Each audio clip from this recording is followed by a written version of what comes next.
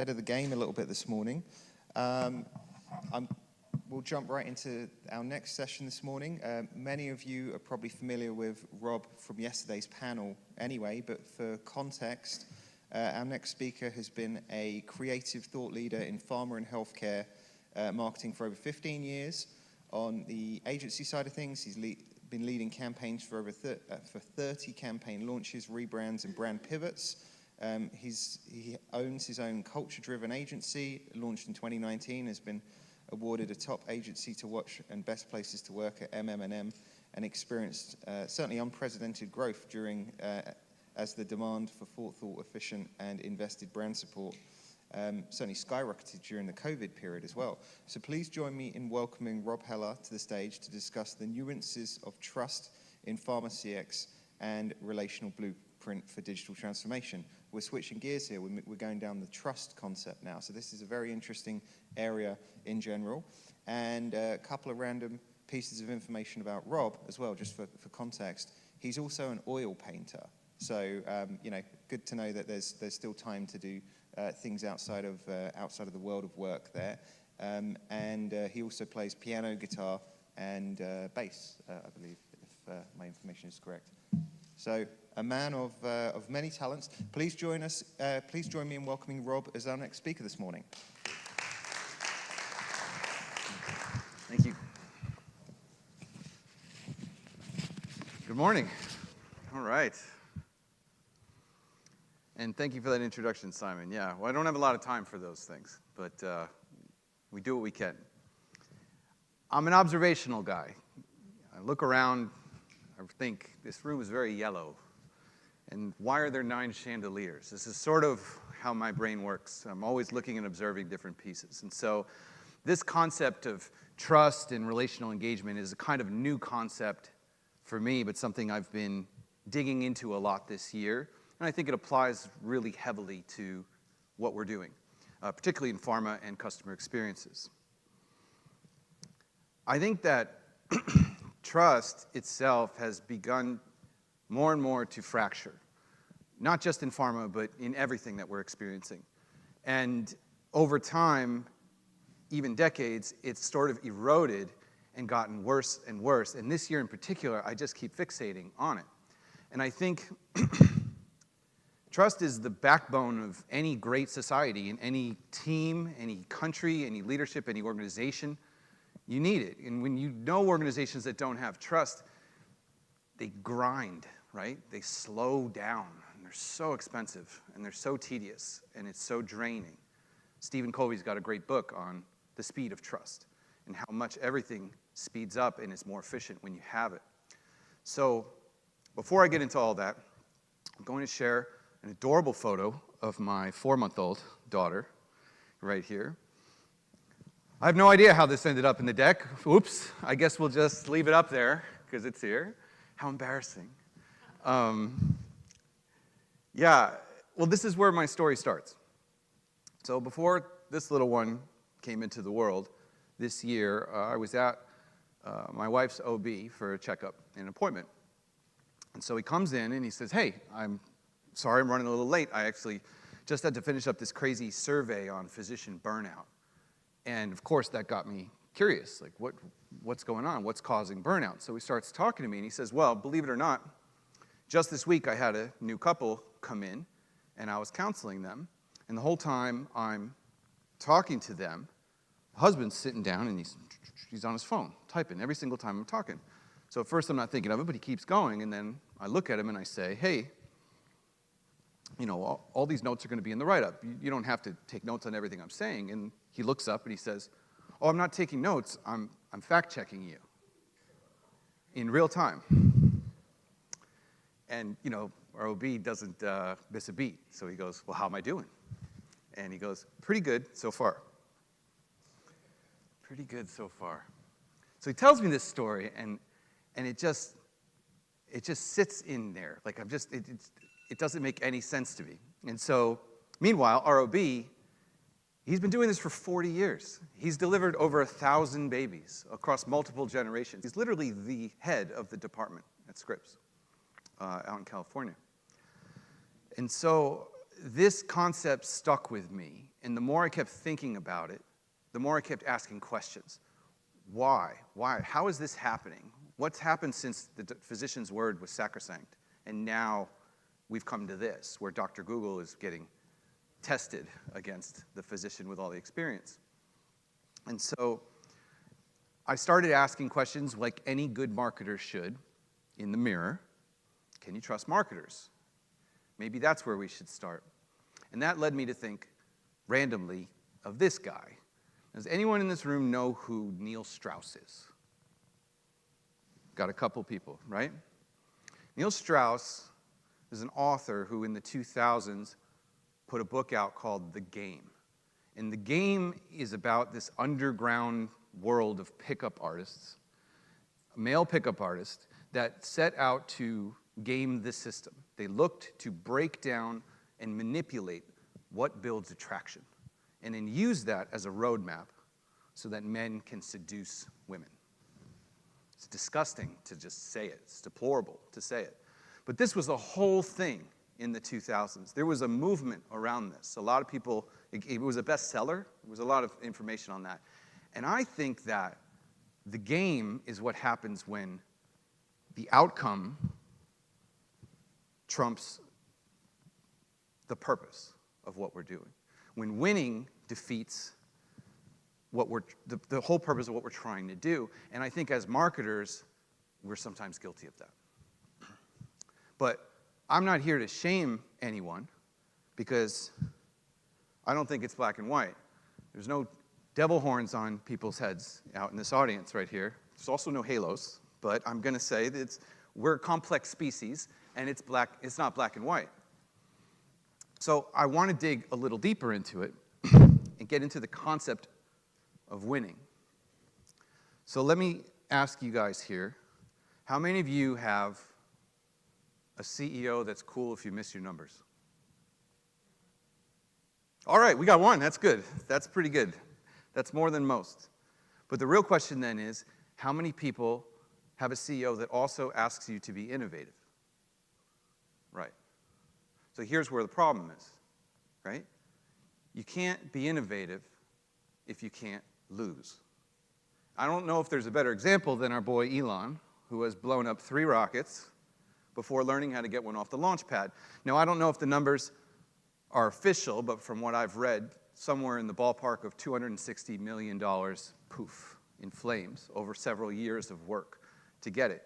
Now, throughout that, on the other side of it, defying most odds, they're launching every month, every 2 months. They're up in space constantly. They figured it out. They've got it.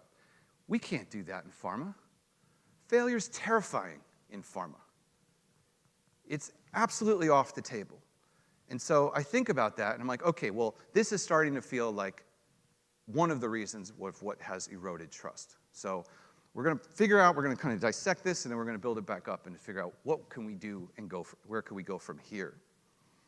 So if we can't innovate, really, or take risks to innovate, then we can't keep up because the needs of customers are constantly changing. And we know that one thing that every failed business has in common is a commitment to solving today's problems with yesterday's solutions. And if you can't lose, you can only use yesterday's solutions. So you can see where we're starting to build this paradox that's causing us problems. You take that and you couple it with conflicting priorities. So what? As marketers and people in this audience, your goal is what? You have a product that you believe in. You have a brand that you believe in, a company that you believe in that's going to help patients, help physicians. You want to get that in as many people's hands as possible to change lives and improve. And if you could be profitable, great. That makes perfect sense. Is that the FDA's priority? No. Is that regulatory's priority? No. Is it shareholders' priority? Is it executive leadership's priority? Not exactly. I think we've had some conversations about that yesterday in a lot of those presentations. So you got all these conflicting priorities many times within your own organization. It makes it hard to make good decisions. and to take chances and to figure out solutions to these challenges. Now, I understand the FDA and MLR and regulatory, they're there for a purpose. We are hardwired to overreach and try to win. I think that's natural. We, as marketers, we want to figure out how to leap over obstacles, go under them, around them, blow them up, circumvent them. That's the thrill of what we do. We're trying to find that shortcut. But we need a little bit of oversight, and now I'm too young. I missed the days before the Sunshine Act. I missed them all. I didn't get to go to Cancun with physicians. I didn't get to see Elton John at an NSM or the Rolling Stones or whatever happened in those days. I only got to hear the stories of it. Now I can't give a pen to a physician if it has a logo on it, unless it's an educational pen. It's ridiculous. Maybe we went too far, but again, it's difficult, and that's part of eroded trust and all the oversight and regulation that's come because of it. So, okay, you could start seeing the formula. When you have win or else, plus you're not allowed to take major risks, that might be why the average tenure of a pharma marketer is about 2.5 to 3 years at a company. Because it's that hard to maintain what you're trying to do and what you're trying to accomplish. The deck is stacked against us. That might be the reason why. That's not the emoji I'm supposed to use. It's supposed to be the thinker, but that's cool. That might be why questionable decisions get made, because you have to get the short-term wins. And that also might be why trust continues to erode in our industry. So great. I've found the flaw. We've pointed out something. There's no superpower in that. The question now is, how do we take this information today? Can we actually create any kind of mindset shift that might help us in small baby steps to start shifting some momentum towards rebuilding or regaining and restoring trust?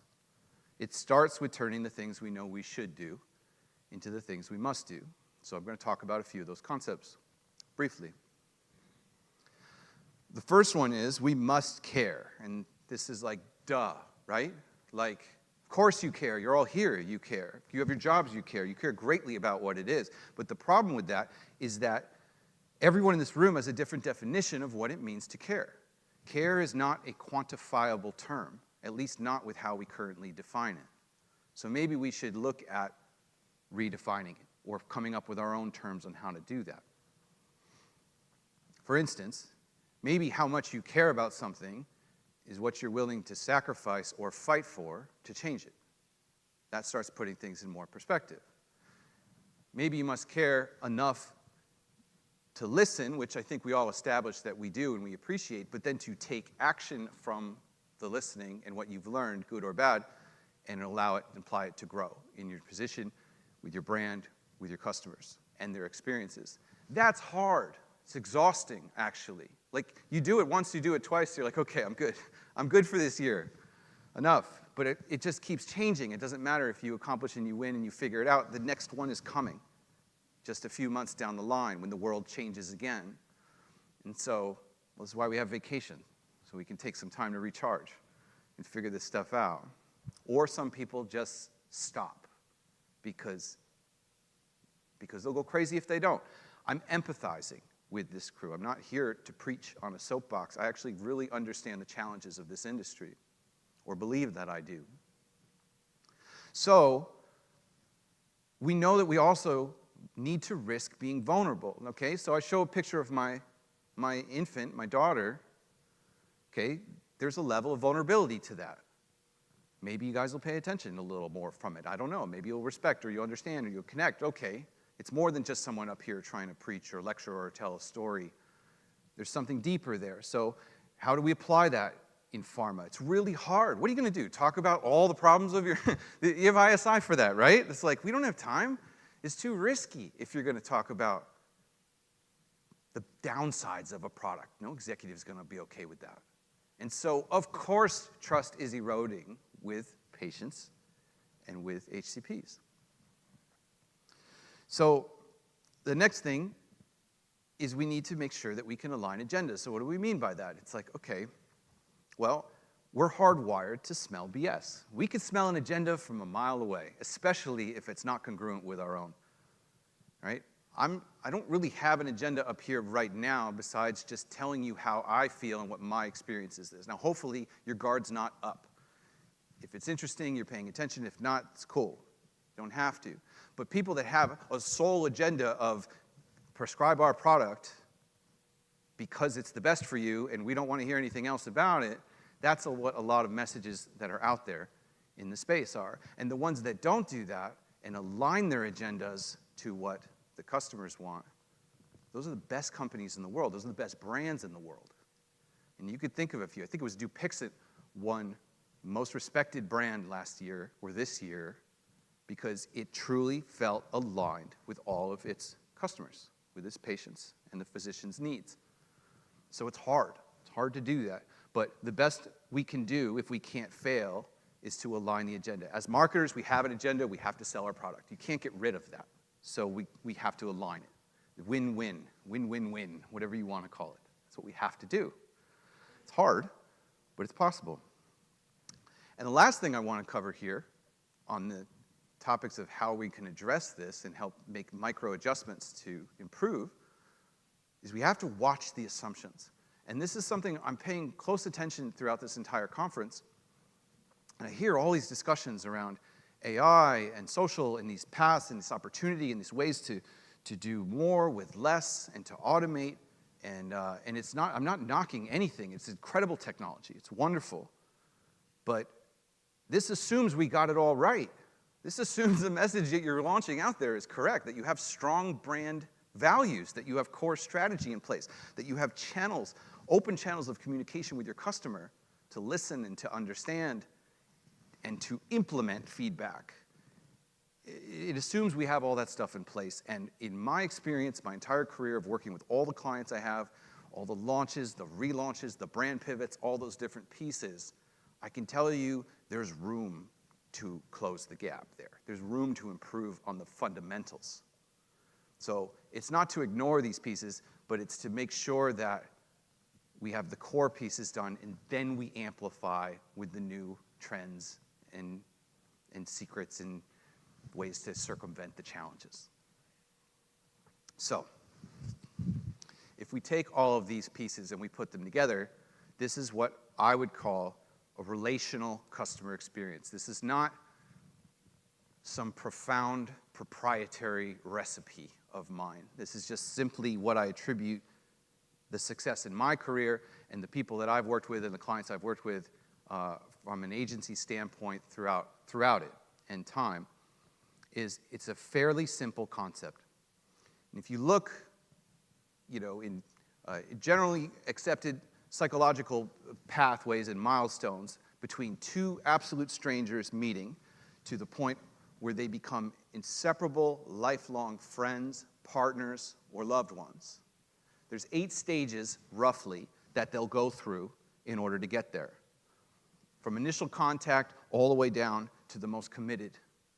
And I realized, well, this is pretty simple, actually, because these things line up pretty damn well with the core milestones that we have to do as marketers in pharma. And just by simply shifting our mindset to connect our tactics and strategy into this recipe of relational CX, it just puts tooth into what we do. It puts more muscle. It makes more sense in what we're doing. So you don't have these tactics in isolation as much as you do. We are accelerating and building relationships. And we can't be friends with everyone, thank God. And we don't have to appeal to everyone. But we want to appeal to as most people as we can, and we can do that incrementally by following that recipe. Now, all this stuff is very conceptual. I want to leave you guys with something that is tangible that you can use. This is something I would share in a pitch. So you can have this, I can share slides, whatever this is. This is a complete roadmap of tactics from the patient and HCP sides, completely digital, mind you, not just face-to-face. We can do face-to-face. We got that down pretty well. This is a path that links core digital tactics to each stage of relational building and relation building. It's the same stuff you're already doing, but it's mapped now logically from an initial contact into commitment. And that's what's really most important. And if you can do that, not only will you get more investment from your team, your agencies, your partners, and everyone else that's in your cause, you're going to build more trust with your audience. And that's what it's all about. I'm not going to go through this line by line, and you have this, like I said, I'll share this. And just having the map is good, but then the next thing is, then implementing them, and what's the tone of each piece, and how are you moving it? Like, you can get as granular as you need to get. And so I would implore you to challenge your agency, your partners, your team, the executors of these things. Just ask them. Just follow them. You can even send a shot of the steps and just say, hey, what if we remapped everything towards building a relationship from start to finish, to committed brand loyalists? What would that look like? They'll jump on board. They'd be happy to, because again, it provides more meaning and a holistic vision for what they're trying to accomplish and something to sink their teeth into. And if we do that, well, and in theory, we can start bridging that gap and that divide, which took decades to get to where it is, and may take a long time to get out of where it is, but it starts here, I believe, with people in this room or watching this recording, to just make slight mindset shifts and changes and apply them to the day-to-day jobs that we do. So thank you. My name is Robert Heller. I'm on LinkedIn. I post there often, and I welcome you to join or follow me there as well. So thank you. Thank you, Rob. That was great. And also thanks, Tim, this morning for his talk on converging ecosystems to get us up and running. A couple of quick questions. I know we're running ahead of time, so we've got a little bit time to burn through here. But obviously to Rob, and then I'm going to just open this up to you all in the group from a kind of mostly an opinion standpoint.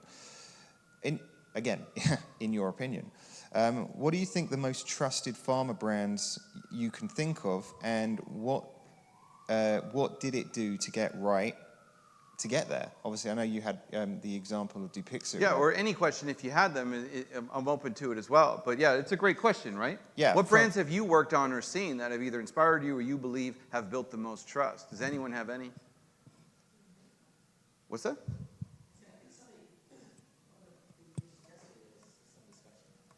Yeah. In pharma, though, that's the tricky one. I don't know if it was specific to pharma. Exactly. So anybody want to chime in on that one? Pfizer had a spike, right, on the back of COVID, but then it's done a pretty good job of watching that decline. That's like and I think there's this interesting piece around brand versus enterprise, and are especially patients even aware of the dots that connect from a drug to a pharmaceutical company? Because I feel like there's just been a struggle around sort of connecting to the corporate mothership versus just at the product level, and that feels like a missed opportunity. It's a mess. Navigating it is an absolute mess. You're absolutely right. As far as all the hoops and hurdles and coverage and access, and then you're adding brand awareness on top of that. I agree. And the fact that there aren't a ton of people calling out certain brands right now might be also an example that this stuff's hard. It's hard to do, but some can do it. We had a question behind you, Simon. Thanks, Matt. Brittany. I was just going to add on that. I was like, we talk a lot about AbbVie and the AbbVie machine, and it's almost like they I don't know them as much as Pfizer and everything coming into pharma later in my career, but learning about them and the way that they aren't AbbVie first for the patient, but they make sure that the experience across all of their different drugs and therapeutic areas is the same, and they're almost like hugging the HCP and the patient. And so that I think is a good example of what they do, but there's definitely still room to improve. And I also want to learn more about Dupixent, and I was Googling that, being like, what is it that they won? Yeah. And what, in your mind, what do you think led to that? That's a great question. So you saw my daughter. I have a son that's going to be 2 in December. 2 under 2, so lots of free time on my hands. He had really bad eczema to the point where his face was cracking, to the point where even bleeding sometimes. It's heartbreaking. You know, you see this beautiful kid struggling like that. And so we tried creams, we tried all these things, and we went, and I have no investment in Dupixent whatsoever. It just happened to be here, and it won like several awards. But I can tell you right off the bat, one, it's expensive, but it had excellent access and coverage and calls to specialty pharmas. They really handheld to figure it out and then get that to us. Two, they're instructional videos on how to do this. You're injecting a needle into a toddler. It is a rough experience. They don't like it. It teaches you how to do that in a very, very calm and not cheesy way. And then out of nowhere, they sent us a children's book around Dupixent in a way to explain, different parts of, eczema, and that wasn't cheesy either. Like it came off as very genuine, as whoever created that was being very thoughtful to the experience of patients. Now, part of that is having a good agency to do that. Another part of that is having great marketers like yourselves and people in the industry that are requesting that thoughtfulness come through in the work. And so I think that's a huge part of their success. Right. Any additional kind of questions on... Oh, you got another one up here? Oh, Matt. I'm glad I'm on this side of the room today. The concept about failure sort of struck a chord with me because I think when you look on the R&D side, there's been a lot of failure. Sure. And when you get to the point of commercialization and the marketeers coming in, I'm wondering in my mind if almost they've kind of taken up all that appetite for failure and it's all systems go. But just curious for your thoughts on perhaps how on the commercial side of the organization we can tap into some of that appetite for risk and appetite for failure, but maybe reposition it onto the commercial side of the organization I love that. a little bit. I love that idea. Think about that, right? The best pharma companies are the ones that are putting, I forget what percentage of their overall profits back into R&D. That's the best we can hope for, right? That's where all the failure happens. But it happens in a vacuum, right? Don't you think some companies might trust, or people might trust companies more if they saw some of the failures that led to the successes? To the iterations, the investments that ended up in nothing. People like underdogs. They like people that have failed and lost something and come back from it or not, or persevered through it. And so I think there's a great opportunity there. Can you get executive corporate buy-in for that? I don't know. You could try. But a progressive CEO or leadership should embrace something like that if done properly, because it does strengthen the trust in the brand if it's done properly and done well. You can expose some cracks in the armor because invulnerability is not attractive. Everyone's trying to be invulnerable. And I put here that I'm on LinkedIn. All I'm doing is producing my thoughts and putting them out there. That's it. And that's garnering a following because there's a fear of being vulnerable. Who wants to be the next Budweiser? No one, right? You don't want that to happen where you crash and you lose everything from just taking a stand on something. But at the same time, there's a middle ground. So I think it's an excellent example if you could do that. Any other questions for Rob on brand, positioning, trust in pharma? Thank you. I've got one actually for you quickly, Okay. Rob. So, because I know we've got a little bit of extra time, and Gayton, our next panelist, is bolting from the parking garage here. So, okay, no problem. Trying to. You need me to buy time? Say, Let's go. Yeah, I wasn't supposed to say. I've got to give him at least 3 minutes because I know it's a bit of a walk over that air bridge. All right, from a non-pharma perspective, and just kind of going back to trust and experiences. Where have you seen, or at least from your experiences, what types of brands have you seen that have propagated from, potentially, untrustworthy scenarios in the media, and they've kind of utilized that as a platform to kind of propagate? And obviously, you made the case in point of Budweiser. Sure. What sort of examples would you share to the group in the event of those types of situations happening to pharma, and how can you utilize that as a spin platform for potential growth and trust for future? So I don't know if you've got any kind of comments. It's a great question. No, it's a great question. And I'm actually going to preface that answer with that I don't really like pulling a lot of examples from non-pharma into pharma, right? I mean, Robert's presentation yesterday morning, he talked about how, one, that, where everyone's trying to swing for the fences, but two, he goes, well, we know pharma's a little behind, right? Everyone says that. Pharma's always a little behind. Well, of course it's a little behind because we can't fail. We can't lose, right?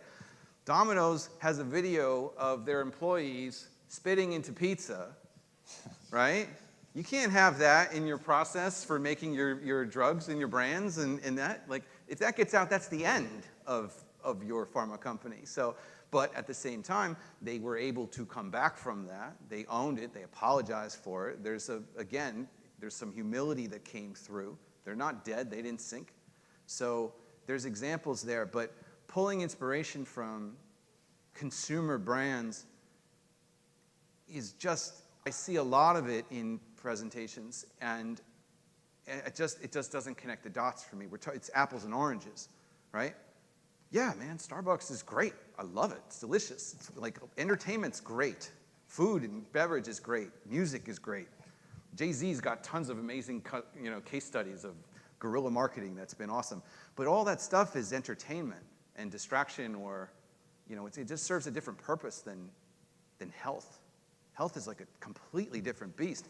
Like you know what you want to talk about, like Elon Musk blowing up rockets, like somewhere at some point a pharma company is going to launch a social media campaign that allows comments. At some point that's going to happen, and they're going to report every adverse event that comes through because no one else will, because everyone's afraid of it.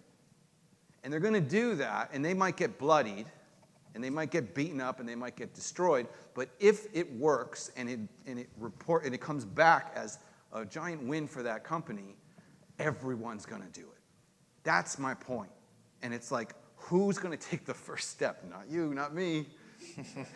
Someone else. And that's what makes this so hard. But these are the people that are crazy enough to try to change the world, that sometimes do and oftentimes don't. And I think I have the utmost respect for that. And I'm not an agency and never have been one that's like, just take the chance. Just go for it.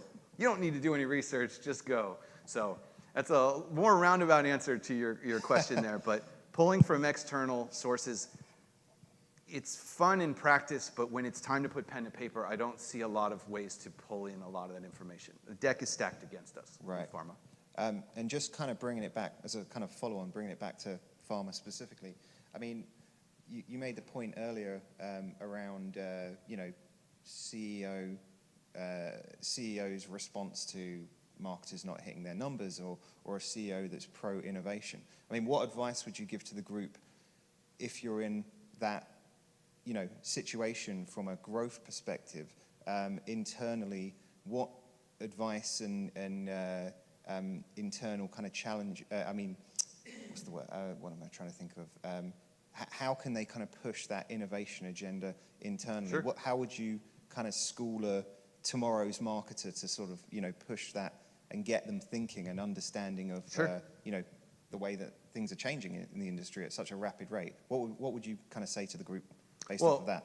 It's important too. There's not a vilification of CEOs and executive leadership. Like, of course they care. They care deeply about that, and they are, they would love to fail if they were allowed to, right? There's that sense too. I'm not trying to put them into that, an evil bucket.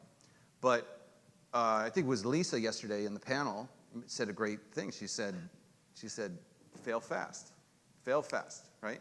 So take small pilots, small, low-risk areas where you can totally whiff and try it, and then scale it up a little bit and scale it up a little bit. Now, you need a nimble team to do that. You're going to need to be able to be swift with your dollars and stretching them out, but those different pieces are going to be key. So I would say look for your different ideas and plays that you want to innovate, and just try to reduce the scale so the failure can happen at an epic proportion at a small amount. And then that way, you might hit something. But I'm also going to say, back again to Robert's presentation yesterday, way too many companies trying to hit grand slams versus playing small ball like the Yankees.